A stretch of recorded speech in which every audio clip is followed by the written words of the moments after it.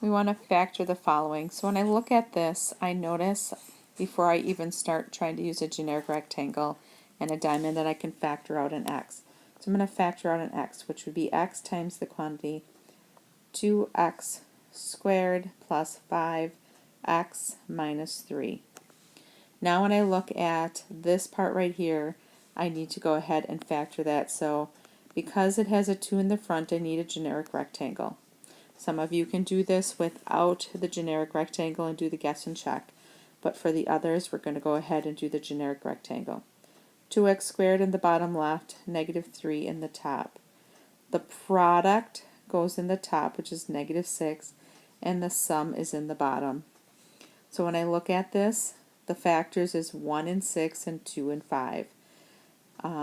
What I need to do is have them one positive, one negative. So I have 6 and 1, and the 1 is negative. So 6x and negative x. I am looking here, what can I factor out of both of these? I can factor out a 2x. 2x times x is 2x squared. X times negative 1 is negative x. 2x times 3 is 6x. So my factored form for this would be the x times the quantity x plus 3 times the quantity 2x minus 1. Now let's take a look at another example. I'm going to stop and go ahead and put this one up. Okay, so we're going to factor this next one, x plus 3 times the quantity 2x minus 1 minus 3 times the quantity x plus 3. So when I look at this, I am looking at two different terms here. I'm looking at this term and this term. They are multiplied together, so it's a single term.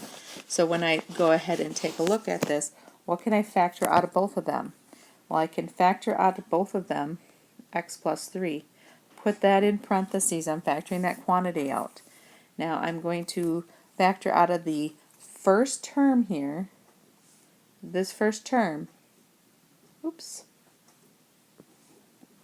I can factor this part out. So I am going to write this quantity 2x minus 1. Now when I'm looking at the next one here, I've factored out the x plus 3, so I still have to factor out this minus 3 here and parentheses. What I want to now do is take a look at, okay, I have the x plus 3, this quantity, times, I need to combine these terms here.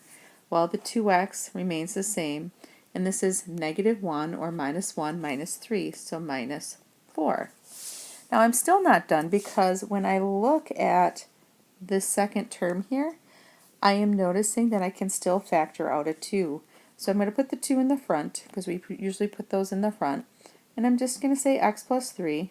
But now what I'm really doing is I'm looking at factoring the 2 out of here. So as I do that, 2 times x is 2x. And then 2 times negative 2 is negative 4. So this is my factored form for the top.